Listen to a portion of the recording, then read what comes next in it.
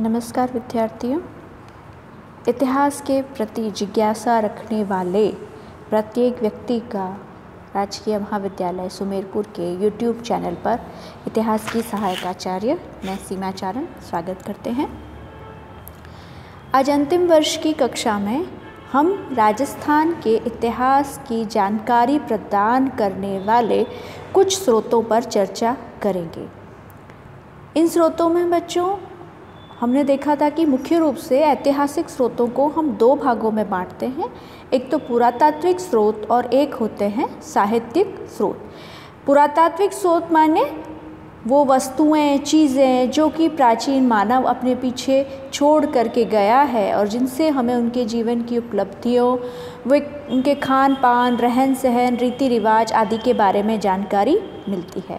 वहीं साहित्यिक स्रोत का अर्थ पुरातन समय में जो पुस्तकें लिखी गई उनमें से कुछ हमें जो उपलब्ध होती हैं और वही पुस्तकें जो हमारे इतिहास की जानकारी को समृद्ध करती हैं वही हमारे इस श्रेणी में आती हैं। तो राजस्थान के इतिहास की जानकारी देने वाले स्रोतों में मुख्य रूप से अपन दो भागों में विभाजित करते हैं। वैसे संस्कृत साहित्य, राजस्थानी साहित्य, उसके बाद में हिंदी, फारसी और अंत में आते हैं विदेशी यात्रियों के वृत्तांत। तो आज जिस टॉपिक को, प्रकरण को मैं छेड़ने जा रही हूँ वो है संस्कृत साहित्य।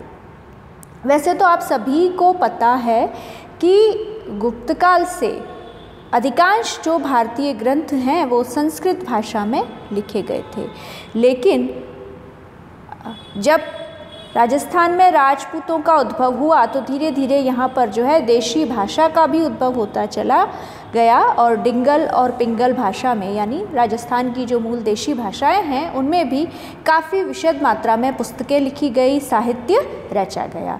लेकिन इसके साथ साथ एक समानांतर श्रेणी दरबारी विद्वान जो थे वो संस्कृत में पुस्तकें लिखा करते थे, जिसमें कई बार राजनीतिक घटनाओं की जानकारी, राजाओं का जीवन चरित्र, उनकी वंशावली, उनका शासन समय, साम्राज्य विस्तार, आस पड़ोस के राज्य और कहीं न कहीं साथ में संस्कृति के अलग अलग आयामों को छूने की कोशिश लेखक ने की है। तो हम जब इन पुस्तकों को पढ़ते हैं तो तत्कालीन राजनीति के साथ साथ समाज, संस्कृति, रीति रिवाज इनसे भी परिचित होते हैं। तो इस श्रेणी में जो हमारा पहला ग्रंथ है, जो पहली पुस्तक है वो है पृथ्वीराज विजय। इसके लेखक का नाम है जयानक। याद रखें, संस्कृत साहित्य के बारे में ही मैं बात कर रही हूँ। इस पुस्तक से हमें चौहान शासकों के अधीन किस तरह से साम्राज्य विस्तार किया गया, अजमेर में कैसे साम्राज्य विस्तार किया गया, इसकी जानकारी तो मिलती ही है। और मुख्य इस पुस्तक का नायक पृथ्वीराज तृतीय या राय पिथौरा है, जिसकी विजयों की जानकारी इस पुस्तक से हमें मिलती है। अब राजनीतिक इतिहास से थोड़ा सांस्कृतिक इतिहास की तरफ चलते हैं। मेवाड़ के अत्यंत महत्वपूर्ण शासक महाराणा कुंभा, जो कि विजयों के लिए ही महत्वपूर्ण नहीं है, कुंभा की सांस्कृतिक उपलब्धियां भी बहुत अधिक महत्वपूर्ण हैं। वो सिर्फ अच्छा प्रशासक, विजेता ही नहीं था, उसके साथ ही साथ साहित्य का सृजन भी कुंभा ने बहुत अधिक किया है। कुंभा द्वारा रचित एक पुस्तक है नृत्य रत्नकोश। इससे हमें भारतीय नृत्य की और अलग अलग नृत्य के लिए किस प्रकार के कक्ष होते हैं उनकी जानकारी का पता चलता है।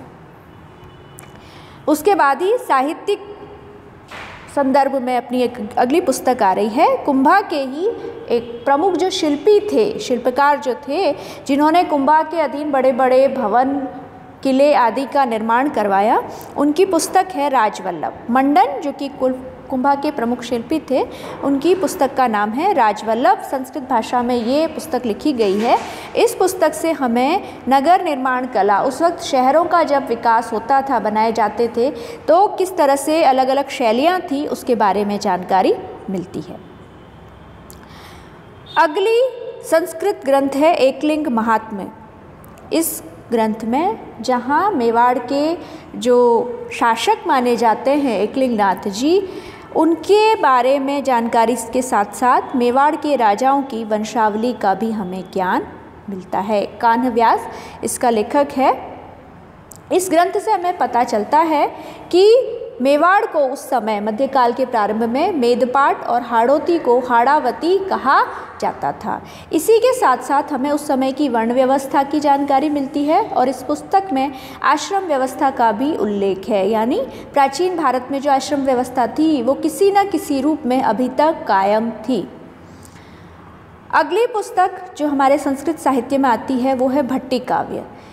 इस पुस्तक से हमें जैसलमेर राज्य के बारे में जानकारी मिलती है। ये राज्य कहाँ से कहाँ तक फैला हुआ था, इसके अलावा जैसलमेर और लौद्रवापुरी इनके निर्माण किस प्रकार हुए, किन राजाओं ने करवाए, साथ ही साथ जैसलमेर के शासकों की जानकारी के उनकी उपलब्धियों के बारे में हमें जानकारी मिलती है। अब बीकानेर की तरफ मुड़ते हैं। बीकानेर के शासक थे कल्याणमल। उन्होंने अपने दरबारी कवि सदाशिव को कह करके एक ग्रंथ रचवाया जिसका नाम था राज विनोद। इस ग्रंथ में हमें बीकानेर वासी के रहन सहन, रीति रिवाज, आमोद प्रमोद आदि के बारे में जानकारी तो मिलती ही है, साथ ही साथ उस समय की सैनिक स्थिति और आर्थिक स्थिति की भी जानकारी मिलती है। अब अगली पुस्तक भी हमारी बीकानेर के इतिहास से ही संबंध है। बीकानेर के ही एक अलग मंत्री थे करमचंद। इन्होंने संस्कृत में एक पुस्तक लिखी थी वंशोत्कीर्तन काव्यम। इस पुस्तक में हमें बीकानेर राज्य का विस्तार कहाँ से कहाँ तक था, राज्य के अंदर भौगोलिक अवस्थाओं का वर्णन, साथ ही साथ दान पुण्य कौन कौन सी संस्थाएं, जैसा कि मैंने कई बार जिक्र कर दिया है कि हमारा जो प्रदेश है वो शुरू से ही इंद्रदेव की कृपा दृष्टि राजस्थान पर थोड़ी कम रही है, तो जिन लोगों के पास धन धान्य हुआ करता था वो तालाब बावड़ियों आदि की खुदवाई करते थे, उनके बारे में। इसके अलावा दशहरे के त्यौहार का रोचक वर्णन भी इस पुस्तक में किया गया है। अगली पुस्तक है अपनी अमरसार। ये अमरसार महाराणा प्रताप के जो वंशज थे उनके बारे में, महाराणा प्रताप के बारे में, उनके पुत्र अमर सिंह प्रथम और पौत्र कर्ण सिंह के शासन के बारे में जानकारी देती है। इससे बड़ी और भी कुछ रोचक जानकारियाँ मिलती है, जहाँ प्रताप का संघर्ष हमें मिलेगा, अमर सिंह को किन परिस्थितियों में संधि करनी पड़ी वो जानकारी मिलेगी। इसके साथ ही साथ इस पुस्तक में हमें उस समय कौन कौन सी मिष्ठान प्रचलित थे, मिठाइयाँ कौन कौन सी काम में ली जाती थी, दास प्रथा, सैनिकों की वेशभूषा, मल्ल युद्ध, जानवरों की लड़ाइयाँ, इन सब के बारे में हमें जानकारी मिलती है। अगली पुस्तक है जगत सिंह काव्य। पुस्तक के रचयिता का नाम है रघुनाथ। इस पुस्तक से हमें महाराणा जगत सिंह की उपलब्धियों की जानकारी मिलती है। अभी हम मेवाड़ में ही चल रहे हैं। अगली पुस्तक है अपनी अमर काव्य वंशावली, जिसके रचयिता हैं रणछोड़ भट्ट। इन्होंने राज प्रशस्ति, जो कि मैंने बताया था, राजसमंद झील के किनारे जो अभिलेख लिख रखे हैं, जो ग्रंथ अभिलेख के रूप में छपे हैं, उसके साथ साथ इन्होंने ये भी लिखी थी। इसमें बापा रावल से लेकर के राणा राज सिंह तक के मेवाड़ के जो शासक हुए उनके शासनकाल की मुख्य घटनाएं, वंशावली, इसकी जानकारी मिलती है। साथ ही साथ इसमें जौहर जो किए गए मेवाड़ में उसकी और दीपावली का भी विस्तृत विवरण दिया गया है। अब अपनी अगली पुस्तक आ रही है राज रत्नाकर। इस पुस्तक के रचयिता थे सदाशिव। इस पुस्तक में भी महाराणा राज सिंह के काल में लिखी गई थी। इस पुस्तक में भी मेवाड़ के राजनीतिक इतिहास की आपको कुछ जानकारी मिलती है। साथ ही साथ महाराणा राज सिंह की सांस्कृतिक उपलब्धियों की जानकारी अगर आप लेना चाहें तो ये ग्रंथ बहुत अधिक उपयोगी है। उसके बाद में अजीत सिंह, औरंगज़ेब के जो विरुद्ध 30 वर्षीय मारवाड़ का स्वतंत्रता संग्राम जिस शासक को गद्दी पर बिठाने के लिए लड़ा गया वो नायक थे अजीत सिंह। तो इनके ही दरबारी कवि थे जगजीवन भट्ट। इन्होंने एक पुस्तक लिखी थी अजीतोदय, संस्कृत भाषा में किताब है। इस पुस्तक में मारवाड़ के इतिहास की काफ़ी जानकारी हमें मिलती है। इसके साथ साथ महाराजा जसवंत सिंह, जो कि अजीत सिंह के पिता थे, और अजीत सिंह के समय कौन कौन से युद्ध हुए, संधियाँ, विजय, इसके साथ साथ इन दोनों पिता पुत्रों की राजनीतिक उपलब्धियों की जानकारी तो देती ही है। साथ ही साथ मारवाड़ के रीति रिवाज, परंपराओं, इसकी इतिहास की जानकारी अगर आप लेना चाहें तो ये पुस्तक आपको काफ़ी अच्छा ब्यौरा उसके बारे में देती है। अंतिम पुस्तक जो आ रही है संस्कृत साहित्य में जो बड़ी महत्वपूर्ण है वो है हम्मीर महाकाव्य। जैन मुनि नयनचंद्र सूरी ने इस महाकाव्य की रचना की थी। इसमें हमें चाहमान शासक जो कि रणथंभौर पर शासन कर रहे थे, इनकी वंशावली मिलती है।